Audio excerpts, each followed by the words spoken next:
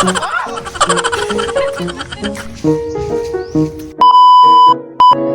day in my life as a full-time tambay na may pagkananay. Hi! Ako nga pala si Madi. And for today's video, tara samahan nyo naman ako sa aking bahay serye nga. Today is Monday nga at meron nga daw mga evaluators ngayon. Kaya nga need nga naming maglinis. Sobrang higpit kasi ng lugar namin pagdating sa segregation. And Diyos ko, mga Madi, wala tayong pera pang multa kapag tayo nga ay natikitan. Kaya naman pagkagising ko nga ay wala na ngang mumug-mumug at hilamos pa. Hindi na nga ako maglilinis-linisan pa dahil dugyot naman talaga ako. Nakshuta.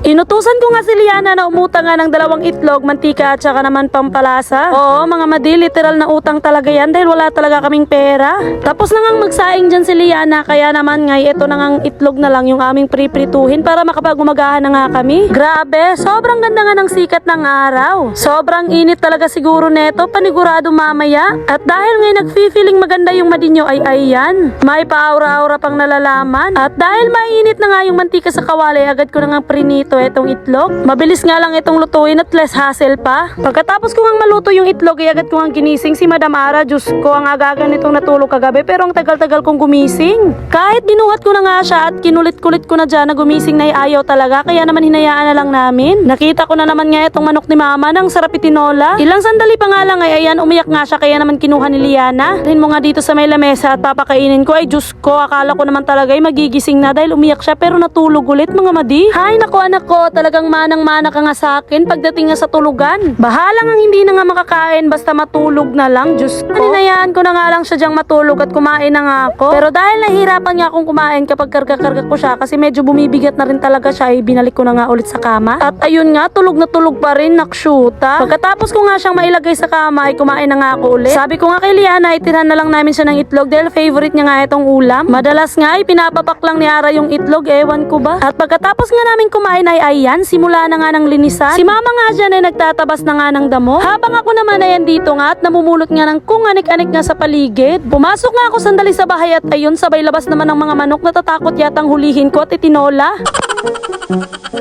Yung mga pinagwalisan ko nga noon ay tinabi ko nga lang dito at hindi ko nga inilagay sa compost pit, kaya ayan, for the pulot ang mga person. Nalalanta na kasi yan kasi kadalasan nga dyan ay mga dahon at karton. Kailangan talaga nating ilagay yan sa compost pit para naman kapag nag-fertilize na siya ay may lalagay nga natin sa ating mga tanim na gulay at halaman. Next step ko naman dyan ay winalis-walis ko nga yung mga plastic nga dahil ayaw talagang mawala neto sa paningin ko, nakshuta. Kapag kasi yung mga evaluators ay may nakita ngang mga plastic dyan, matik yung multa mo. Lalo na kapag yung mga filter nga ng sigarilyo. Kaya naman mas mainam talaga na linisin natin yung paligid natin dahil yung ibang mumulta natin, ibili na lang natin ng bigas. Lalo na nga at 60 to 70 pesos na nga yung kilo ng bigas, ano ba yan? Pero laban pa rin kasi nakakabili pa rin naman tayo kahit papaano. At sunod naman namin ginawa nung 2 bayaw kong ay ayan, ang magawa nga kami ng sarili kong compost pit. Wala kasi kaming sariling compost pit, kaya ayan, for the gawa na nga yung mga person, para-paraan ba? Ilang buwan pa nga lang kasi kaming nakabukod, kaya naman wala pa talaga kaming mga ganito-ganito. At dahil kulang-kulang nga yung ibang puposte namin, kaya ayan, dito na nga lang kami sa may 2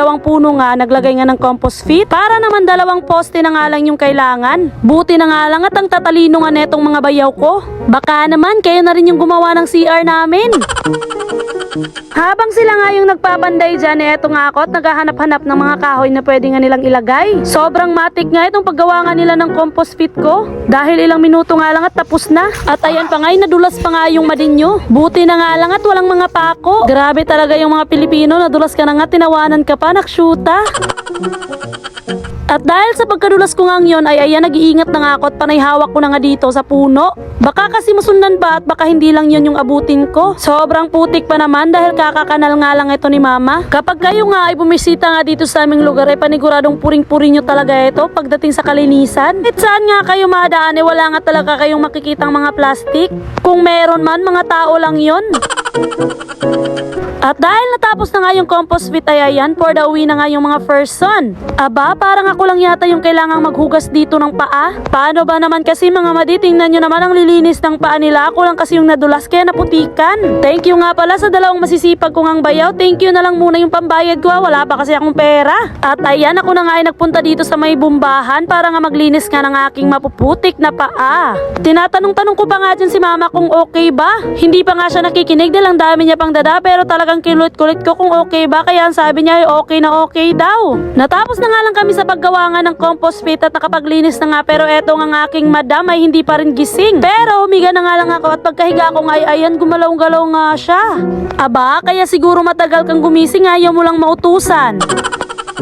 At bago ko nga tapusin itong aking vlog, shoutout muna kina Day of My Life from Pangasinan and Arladin Quesada from Iloilo. Salamat po sa panonood. Amping!